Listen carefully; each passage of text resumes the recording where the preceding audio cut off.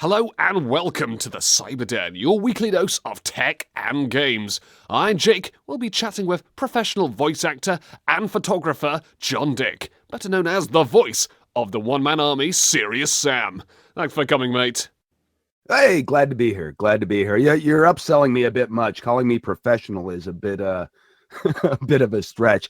I kind of just fake my way through all this, but it's fun. Now, John, please tell everyone listening what inspired you to enter the world of voice acting. Well, like I alluded to just a minute ago, I kind of just fell into it. I've been a gamer my entire life, and was working in radio at on a radio station down in South Texas when the tech demo for Serious Sam came out, and Crow Team at the time they weren't signed, they were just kind of doing it for fun, and I played the demo. And I was like, man, this needs some voice. And so I wrote them a fan letter, and I fanboyed all over them and said, if you need a English speaking voice actor for this, I would love to help out. And they sent me a message back and asked me for a sample of my voice. And so I sent it off to them, and the rest is history. And yeah. To everyone listening out there, it just goes to show you can achieve anything you want as long as you grovel and fanboy enough. Yeah, pretty much, yeah. That sounds like a good summary of what I just said. I'm going to have to try and keep this in mind in case I'm trying to get a future job. I'll just go, oh, yeah, I love this product. I shop here all the time. Oh, so you really, really like our Viagra, huh? Yes. I'm really enthusiastic about Viagra. Yeah, if you need somebody to test out your next boner pill, I'm your man. And you never know. All right, then, moving on. Now, about playing Serious Sam, what is it that you enjoy about the role? And were there any particular games that were your favorites to voice for in the series? It allows me to, just yell and scream and, generally play a badass. In real life, I'm actually relatively mild-mannered. So it's a form of expression for me to, just, shout a bit and talk shit or talk trash. So it allows me to, really dig into a side of my personality that I keep repressed when I'm talking to people, day to day. Honestly, my favorite one to work on was still the first one because it was kind of a wild, Wild West type scenario. We were just kind of making it up as we went along. And I'd play through the game a little bit, and I'd take notes and say, "Oh, we should say this here." And it was a very organic process. We didn't have anybody writing scripts for us. We were just kind of going off the cuff the entire time.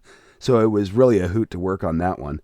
And everything kind of became structured a little bit more after that. I mean, all the games are fun, and some of the script writers they've gotten in the more recent titles do some amazing work. But it was. The first game was just very organic process. Pretty much everything you're hearing in the first encounter was just kind of made up on the fly, and it came together really well. It was a magical moment. Any favorite lines?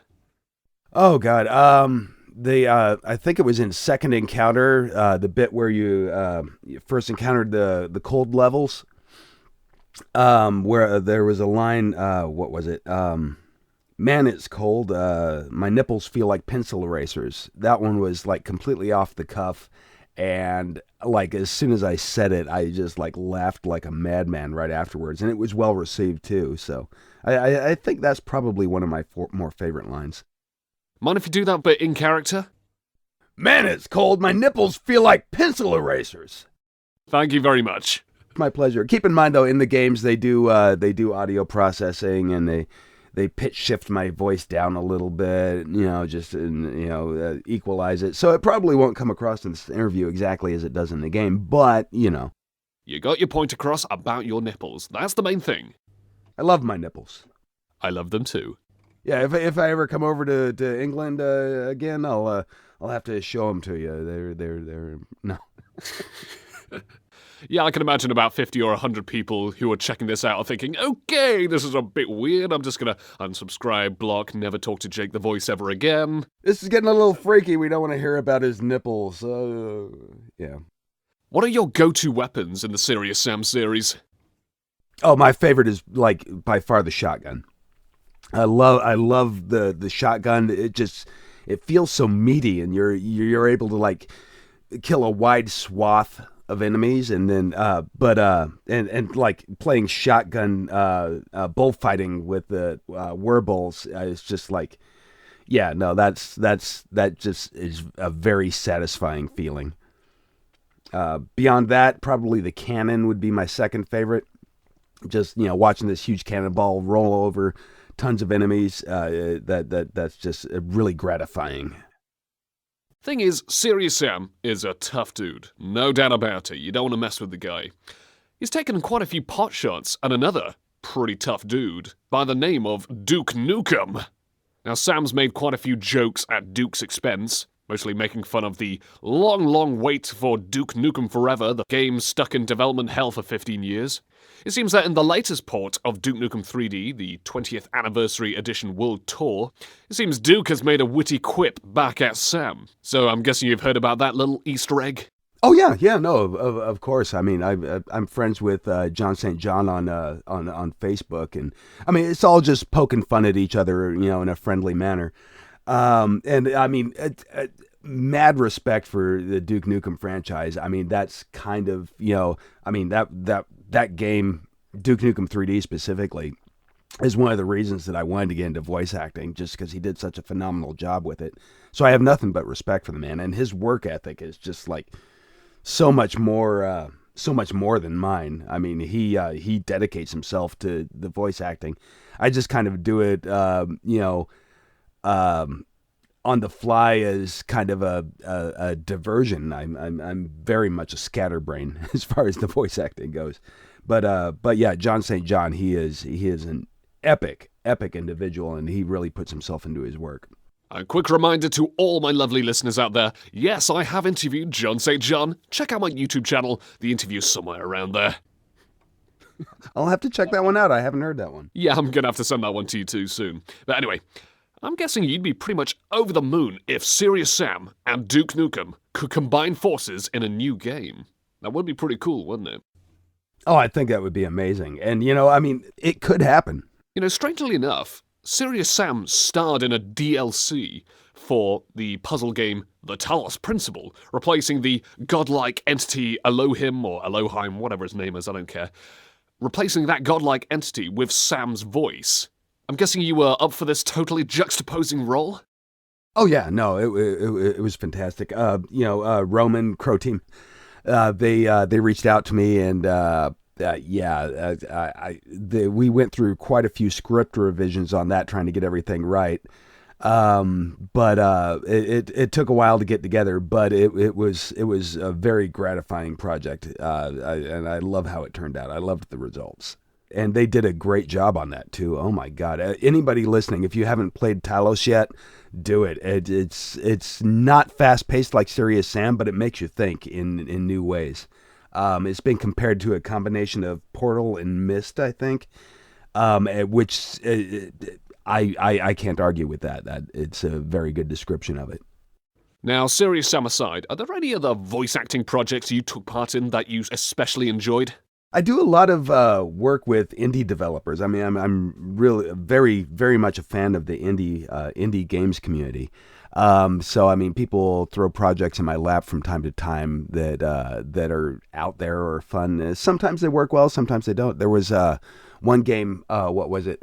Father's Island, that I did maybe a year ago, just a little less than a year ago, and the concept was that it was going to be a story that evolved, that was narrated the entire way through, that changed depending upon what you found first, or so he had me voicing this entire thing that was put together piecemeal as you played the game to unlock this story about, well, I don't want to give away too many spoilers for the story, but yeah, the high concept stuff, narrated the entire way through, telling the story of this guy who was discovering his past and unlocking this murder mystery, that he was convicted for a murder.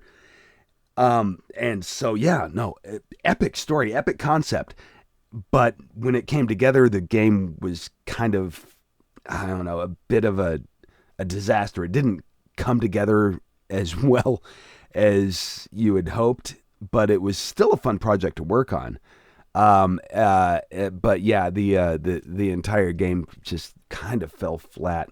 It's called Father's Island, though. If it's kind of so bad that it's good in a bad B movie kind of way, and it's only like a couple bucks on Steam if anybody wants to pick it out and check it out. But yeah, it was a disaster. I did a game, the Mindhunters Incident, I think it was called. That was a fun one. It was another story-driven game where you're sucked into this movie as you're watching it, and you play through as the characters. I think I played actually a couple different parts in that one. I don't even remember. Oh god, that was kind of interesting. One game that I did that, if you're just looking for the fun factor, something that was put together and was actually really fun to play. The past two games that I mentioned were not as fun to play as they were to create. But if you're looking for something that's fun to play, there was Plant Man, and I got to play the bad guys in that one. That was interesting. Yeah, I got to play this cyborg robot plant caretaker that you have to avoid. It's that one actually. I hope they make a sequel to that because that was a blast. I don't know. I do a lot of little indie titles that fall completely under the radar.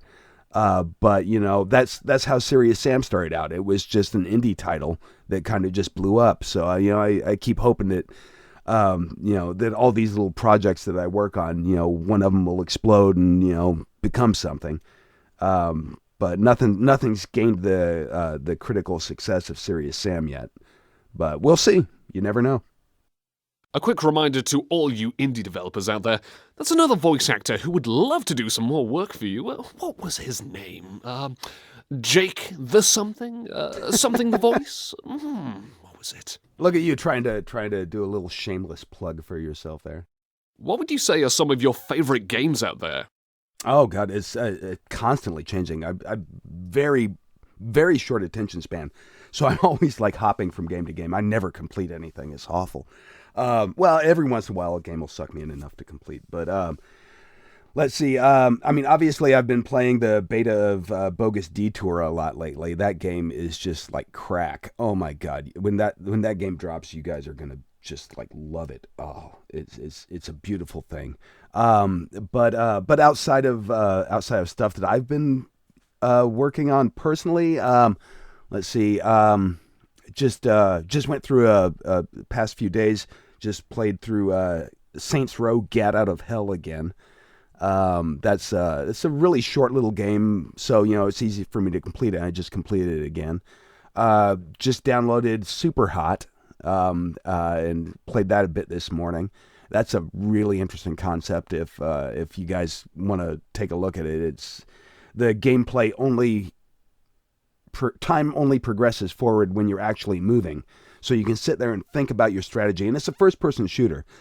But you stop and you look at the bullets in midair about to hit your head, and you're like, oh, I better move to the left a little bit. And then you think about your next move, and you like shoot a bullet at this enemy over here, and then it's very, very interesting concept. I love that one. What else have I played lately? Let's see. Darkest Dungeon. That one is one that I keep going back to. It's very immersive. Just a lot of character in it. The gameplay is very slow. It's move based, so you can take your time and think of your strategies and stuff. But just that there's so much character in that game that I love it. It's just it really pulls you in.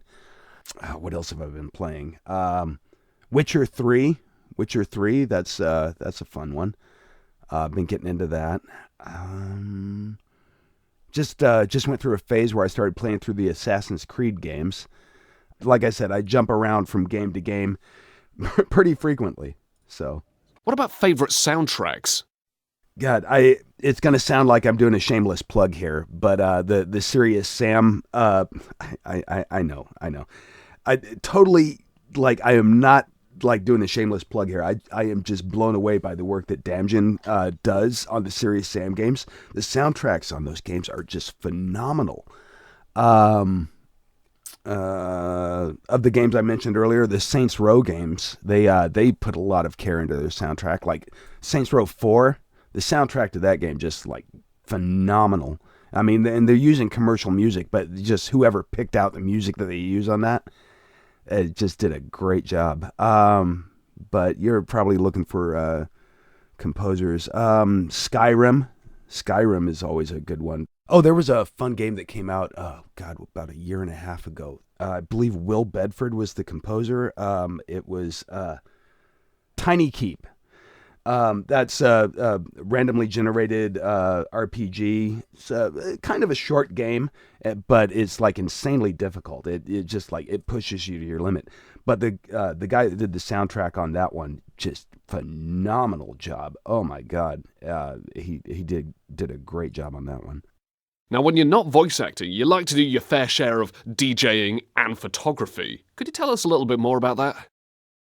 Sure. Yeah, I like to do a diverse, a very diverse. I lead a very diverse life. I try to do a lot of things just to keep myself entertained.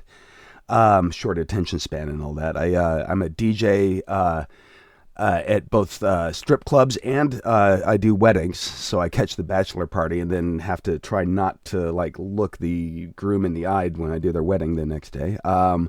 It's kind of fun. Let's see. I do photography. I do basically horror themed photography. I like to throw around a lot of fake blood and stuff like that, and tap into people's fears and stuff like that, and try and be expressive with my photography to I don't know, make people a little bit uncomfortable, because isn't that kind of the point of art? What else do I do? I manufacture bath bombs. That's something a little bit different. They turn your bath water into fake blood though, so they still keep them edgy. That was fun to come up with though. I made a custom mold for them that's shaped like a skull, and I built my own vacuum forming machine and figured out how to make my own molds for them. So each bath bomb comes with its own skull-shaped mold as the packaging. So that was kind of fun. What else do I do? Let's see. Work on my motorcycle, and eat pizza and marathon TV shows. Yeah, that's about it. Now, before we round off this interview, is there anything you'd like to say to the many Serious Sam fans out there? Many fans. I always have a hard time. Like, it's a hard thing for me to grasp that I have fans. It's just like, no, I'm just a normal guy. Well, maybe not completely normal, but I'm just a guy. I play video games. I do my little projects. I'm nobody to be fanboying over. I just, but you guys, like, we're here in a shared spirit. We all like video games. Get out there, play, experience, and, pull yourself away from the games every once in a while. Get out there and make some life experiences too, don't stress. Life is short. Have fun. Enjoy it. That's what it's all about. John, it's been a blast. Thank you so much for coming. Hey, it was my pleasure. I'm glad we got a chance to talk about my nipples, and can't wait to hear the interview. And I'd also like to thank my lovely listeners out there for tuning into this great interview on the Cyber Den, your weekly dose of tech and games. See you later, John. Let me just say, this was a seriously awesome interview. But bad pun. Bad pun. Yeah, I think I lost about 100 subscribers now.